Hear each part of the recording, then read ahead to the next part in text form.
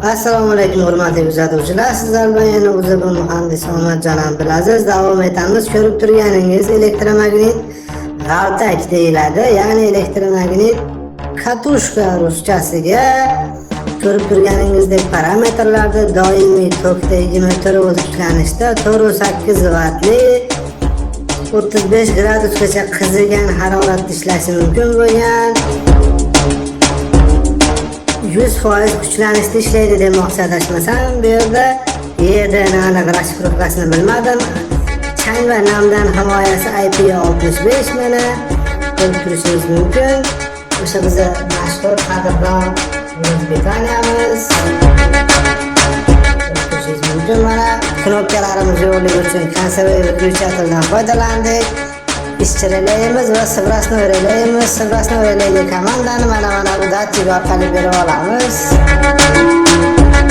Mana ko'rib turishingiz mumkin. Yonyapti svrasnoy relayniki.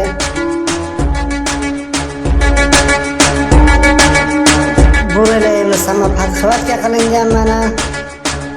Bu relayni LCS orqali qaytib kelib, mana katushkani olib beryapti. 24 volt mana bu yerdan peremishga qilib olingan. Xullas davom etamiz. Sxemani batafsil chizib ko'rsataman. Mana odatiy holatda soladigan bo'lsak tushib ketyapti. Atverkamiz mana soladigan bo'lsak tushib ketyapti. Ko'rib turishinglar mumkin mana. Atverklar tushib ketadi. Elektromagnit g'altak shunday ishlaydi mana. Ko'rib turishingiz mumkin. Hozir kanselni bosaman, bitta tishlab qoladi. Samopad quvvatga tishlab qoldi. Endi g'altakni solaman mana. Tishlab qoldi mana. Tishlab qoldi. O'zidan indikator yondi mana. Svetovoy indikator, chiroq indikatori yondi. Ko'rib turishingiz mumkin mana.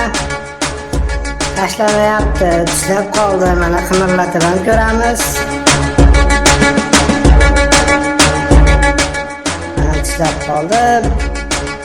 Asosan bu mana bu pnevma raspределитель ishlatish kerak edi. Solenoid deyiladi ingliz tilida. Buni ishlatish kerak edi, lekin bu birak ekan, ishlamas ekan. Shu sababli atverkani o'zi bilan ko'rsatadigan bo'ldi. Mana endi sibros qiladigan bo'lsak mana bu relayni ko'rib turishinglar mumkin. Mana bu datchikka tekkizaman hozir. Bu relay mana kiribni qilindi. Hozir bu relay sibros bo'ladi. Ko'rib turishingiz mumkin. Bu bir marta yonadi. Mana bo'ldi, sibros bo'ldi. Endi bu ozgina elektromagnit maydon tarqalganidan so'ng qaytadan atverka tashlab yuboradi. Ketdi mana. Hozir sizga kutib oldim, sababi ancha uzoq muddat turadi. 15-20 sekund turadi.